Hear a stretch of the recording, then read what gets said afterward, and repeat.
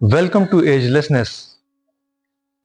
India और बांग्लादेश के relation को लेकर अभी एक इंटरेस्टिंग डेवलपमेंट हुई है, जिसमें बांग्लादेश की फॉरेन मिनिस्ट्री ने एक प्रोटेस्ट दर्ज कराया है। ये प्रोटेस्ट किसी और के खिलाफ नहीं बल्कि इंडिया के होम मिनिस्टर के रीसेंट एक स्टेटमेंट को लेकर है। देखिए, इंडिया के जो होम मिनिस्टर हैं अमित शाह, उन्होंने झारखंड में एक रैली में एक स्टेटमेंट दिया था। उसी स्टेटमेंट को लेकर बांग्लादेश ने अपनी सख्त आपत्ति दर्ज कराई है। दरअसल वो जो स्टेटमेंट था वो बांग्लादेशियों को लेकर ही स्टेटमेंट दिया गया था। कल देर रात यानी कि 23 सितंबर को बांग्लादेश के विदेश मंत्रालय ने एक अपना बयान जारी किया है और उस बयान में काफी लंबा चौड़ा बयान था। उसमें उन्होंने काफी बातें कही हैं। उस स्टेटमेंट में बांग्लादेश के विदेश मंत्रालय ने कहा है कि झारखंड में भारत के गृह मंत्री अमित शाह ने बांग्लादेश के नागरिकों को जो दुर्भाग्यपूर्ण बयान दिया उसका हम सख्त विरोध करते हैं। उन्होंने इसके आगे अपने स्टेटमेंट में ऐड किया है कि बांग्लादेश का जो विदेश मंत्रालय है उसने भारत के जो वहां पर डिप्टी हाई कमिश्नर हैं उनको बुलाकर भी इसके बारे में सख्त विरोध दर्ज कराया है। आगे वो कहते हैं कि called upon the government of India to advise the political leaders to refrain from making such objectionable and unacceptable remarks. यानी कि वो भारत सरकार से भी कहते हैं कि वो अपने नेताओं को ऐसे आपत्तिजनक और अस्वीकार्य बयान देने से बचने के लिए कहे। साथ ही वो कहते हैं कि अगर कोई एक रिस्पॉन्सिबल पोजीशन पर कोई आदमी है जिसकी तरफ से अपने पड़ोसी देश के नागरिकों के लिए कोई स्टेटमेंट, इस तरह के स्टेटमेंट आते हैं तो उससे म्यूचुअल रिस्पेक्ट कम होती है। यानी कि बांग्लादेश की जो फॉरेन मिनिस्ट्री है उसकी तरफ से काफ़ी डिटेल्ड और काफ़ी एग्रेसिव स्टेटमेंट जारी की गई है। आखिर ये जो स्टेटमेंट आई है बांग्लादेश की तरफ से, ये जिस स्टेटमेंट के रिस्पॉन्स में आई है वो स्टेटमेंट आखिर क्या थी। हम बात करते हैं कि जो इंडिया के होम मिनिस्टर उन्होंने आखिर ऐसा क्या बोल दिया था जिस पर बांग्लादेश की तरफ से ऐसा रिप्लाई आया है और बांग्लादेश ने इतना स्ट्रांग प्रोटेस्ट दर्ज कराया है इंडिया के अगेंस्ट। क्योंकि ये जो प्रोटेस्ट बांग्लादेश की तरफ से हुआ है ये कोई इनफॉर्मल प्रोटेस्ट नहीं था, ये एक फॉर्मल प्रोटेस्ट था, क्योंकि इसमें इंडिया के जो डिप्टी हाई कमीशन है उनको बुलाया गया, साथ ही साथ एक स्टेटमेंट भी जारी की गई ऑफिशियल। दरअसल झारखंड में इस साल के लास्ट में विधानसभा चुनाव होना है। इसी चुनाव को लेकर 20 सितंबर को झारखंड में वो रैली कर रहे थे और वहां उन्होंने कहा कि एक बार झारखंड सरकार बदल दीजिए, मैं आपको वादा करता हूं कि रोहिंग्या और बांग्लादेशी घुसपैठियों को चुन चुनकर झारखंड के बाहर भेजने का काम भारतीय जनता पार्टी करेगी। ये हमारी सभ्यता को नष्ट कर रहे हैं, हमारी संपत्ति को हड़प रहे हैं। यानी कि ये एक पॉलिटिकल स्टेटमेंट था उनकी तरफ से। आगे उन्होंने कहा कि हमारी बेटियों के साथ अलग अलग प्रकार से नकली शादी रचा रहे हैं, यानी बांग्लादेशी घुसपैठियोों के बारे में वो कह रहे हैं, और वो कहते हैं कि हमारे रोजगार को भी वो लूटने का काम करते हैं। झारखंड के अंदर कोई घुसपैठिया की जगह नहीं है। घुसपैठ की समस्या को लेकर उन्होंने एक और कंसर्न बताया कि हमारे झारखंड में जिस तरह से घुसपैठ हो रही है, अगर इसी प्रकार से चलती रही तो 25-30 सालों में घुसपैठिया यहाँ बहुमत में आ जाएंगे। देखिए, आज ग्लोबलाइजेशन के दौर में किसी भी देश में अगर कोई समस्या आती है और अनरेस्ट होता है तो उसका असर पूरी दुनिया पर पड़ता है, और बांग्लादेश तो इंडिया का पड़ोसी है। तो ऐसे में अगर बांग्लादेश में कोई अनरेस्ट आता है तो जाहिर सी बात है इंडिया में उसका असर पड़ेगा ही पड़ेगा। और जहां तक बात रही स्मगलिंग और इन्फिल्ट्रेशन की, तो इंडिया बांग्लादेश के बीच ये बहुत पुराना इशू है, ये कोई नया इशू नहीं है। तो और ऐसे में अगर बांग्लादेश में अनरेस्ट आ गया तो ये इशू भविष्य में और ज़्यादा बढ़ सकते हैं। इसको लेकर कंसर्न इंडिया में लगातार बना हुआ है। पिछले कुछ समय से आपने देखा होगा कि इंडिया और बांग्लादेश के बीच जो रिलेशंस हैं वो काफ़ी तेज़ी से बदल रहे हैं। उसका एक रीज़न तो ये है कि 5 अगस्त को शेख हसीना, जो वहाँ की प्राइम मिनिस्टर थी, वो सत्ता छोड़कर इंडिया चली आई।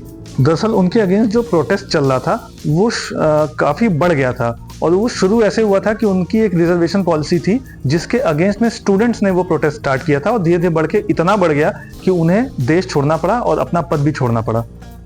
As a prime minister Sheikh Hasina की जो इमेज थी वो प्रो इंडिया थी। ऐसे में उनका वहां से हटना इंडिया के लिए ये पॉजिटिव साइन नहीं रहा। उनके हटने के बाद बांग्लादेश में मोहम्मद यूनुस की अगुवाई में एक इंटरिम गवर्नमेंट बनी, और इसी के साथ जो खालिदा जिया हैं उनके जो लीडरशिप में जो पार्टी वहां पर है, बांग्लादेश नेशनलिस्ट पार्टी, यानी उसको शॉर्ट में बीएनपी भी बोलते हैं, उसका असर भी वहां पर बढ़ना शुरू हो गया है, और बीएनपी को एक तरह से भारत विरोधी माना जाता रहा है।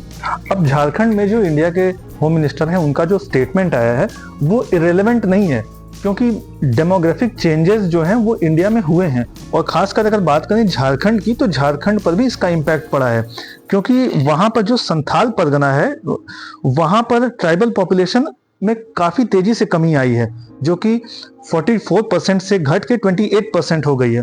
और इसका सीधा सा रीजन है, इसका जो सबसे बड़ा रीजन है वो ये है कि जो झारखंड में इन्फिल्ट्रेशन हुई है, इंडिया और बांग्लादेश के बीच जो ये इन्फिल्ट्रेशन होती है, इसका सबसे बड़ा रीजन ये है कि इंडिया और बांग्लादेश का जो बॉर्डर है वो बहुत लंबा है।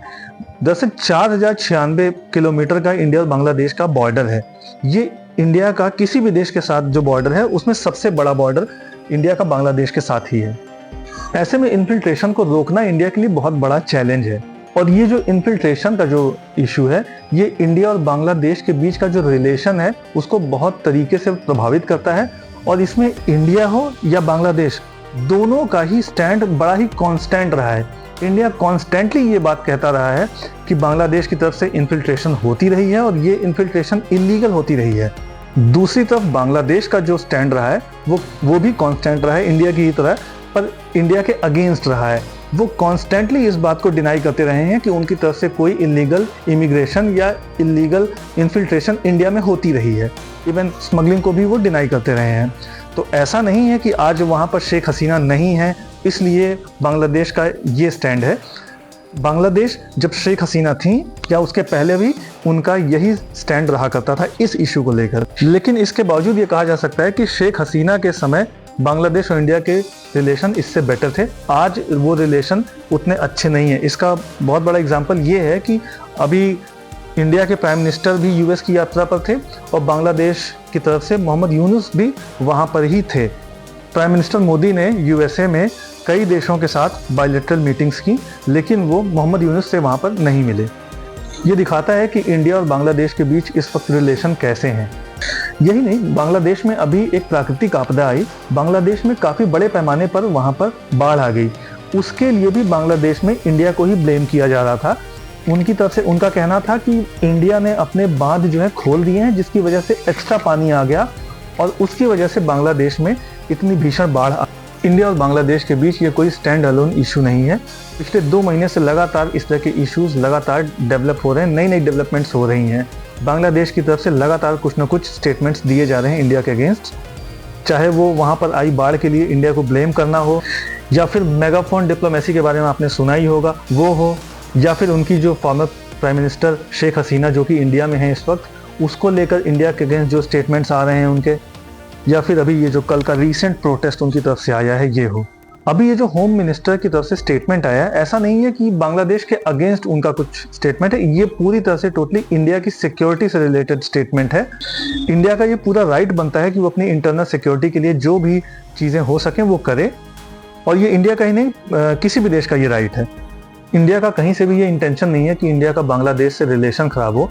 इसका सबसे बड़ा प्रूफ ये है कि इंडिया लगातार जो अभी इंटरिम गवर्नमेंट है उससे बैक चैनल डिप्लोमेसी के थ्रू बातचीत कर रहा है। इवन इंडिया के जो हाई कमिश्नर प्रणय वर्मा हैं, उन्होंने बीएनपी के लीडर से भी बातचीत की थी। हालांकि बांग्लादेश में अभी इंटरिम गवर्नमेंट चल रही है, लेकिन फ्यूचर में वहाँ इलेक्शंस होंगे और इन इलेक्शंस में बीएनपी की भी भूमिका काफ़ी बड़ी होगी।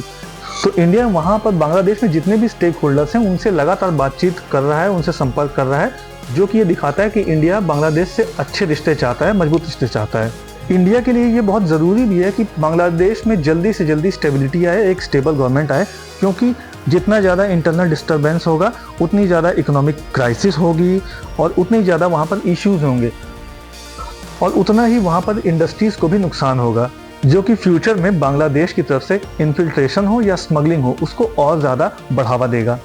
ऐसे में इंडिया का यही कंसर्न है कि बांग्लादेश में जल्दी से जल्दी स्टेबिलिटी आए, इलेक्शन हो और एक स्टेबल गवर्नमेंट वहाँ पर बने।